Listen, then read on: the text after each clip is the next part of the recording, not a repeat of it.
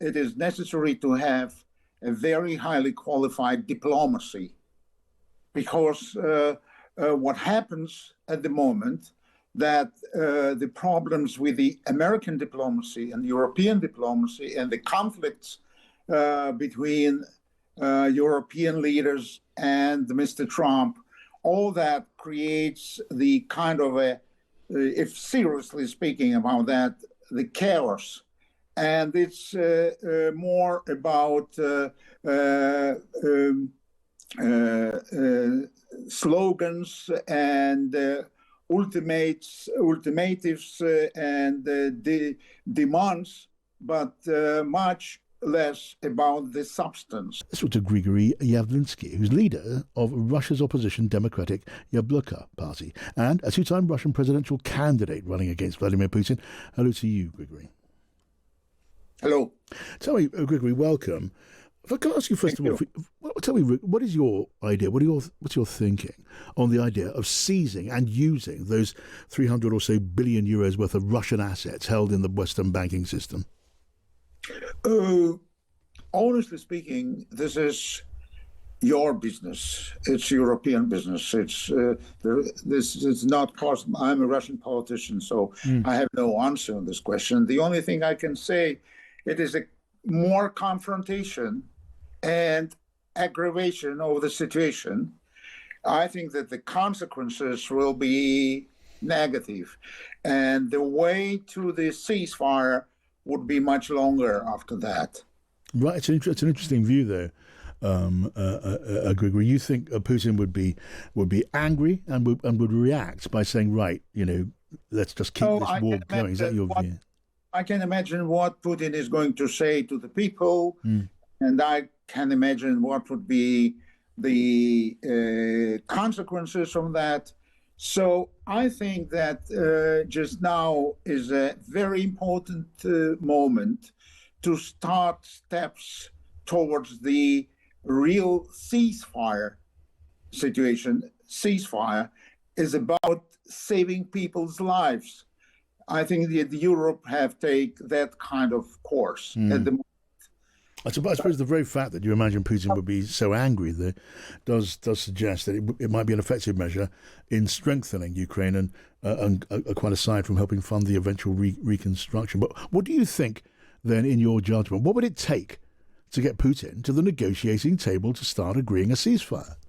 If to be very honest, I will tell you that it is necessary to have a very highly qualified diplomacy, because what happens at the moment, that the problems with the American diplomacy and European diplomacy and the conflicts between European leaders and Mr. Trump, all that creates the kind of if seriously speaking about that, the chaos. And it's more about slogans and ultimatives and demands, but much less about the substance. Right. Because you see, one second. The problem is that American administration is very special from this point of view, and only Europeans can create the substance of the negotiations between Ukraine and Russia. But there is no real bridge between European politicians and American administration, and that is a big problem for both. Yeah, but but what is to be done about that? Because we do see European leaders, for the most part, lining up strongly now at the side of Ukraine, whereas Donald Trump is, every day that passes, Donald Trump is being accused of not putting enough pressure on Putin, on being too keen to see things from Putin's perspective while criticizing Ukraine. I mean, how is that to change? I have a feeling that the approach to make the pressure is maybe not very effective in the current situation. The relations with Russia at the moment is a highly level of diplomacy and politics and very smart way of doing things, because today is necessary to stop killing people, Yeah. to stop the fire, to make a ceasefire. That is the key question. All the other things will become later, much later, Yes. maybe. I That's agree. what this is my message. Yeah, well, yes. Now, look, you know Vladimir Putin personally. So, in your view, are we looking at a Russian leader who simply wants to fight on, who may be pretending to be interested in talking peace, but what he wants is to establish the strongest possible position ahead of any ceasefire coming, and even when it comes, it will only be a temporary respite for Ukraine. Is that not fair? Is that not your view?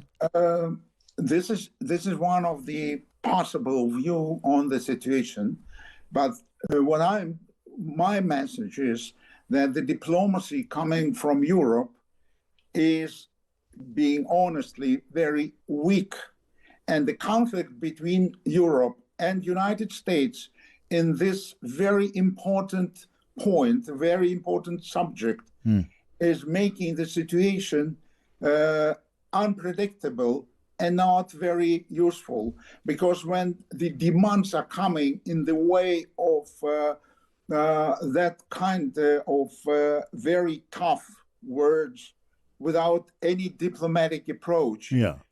I think when they sound like ultimatum, Yes. in Russian case, it doesn't work.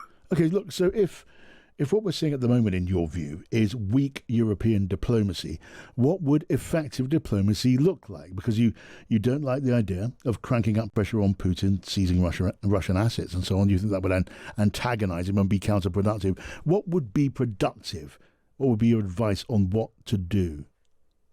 I think that one of the first steps at the moment must be not the ultimatums, but starting to create negotiations, maybe not loudly, not on the scene, because, for example, I can tell you, as Reuters said, in autumn 2023, Putin sent the message to Biden for the ceasefire agreement. Biden said no. It was a secret letter from Putin to Biden to stop the fighting and to make a ceasefire. Biden said no, never. So my message is start creating a real diplomacy. About real diplomacy, it's difficult to speak on the very famous radio. All right. Grigory Yavlinsky, leader of the Russian opposition Yabloko party, thank you so much. Thank you very much.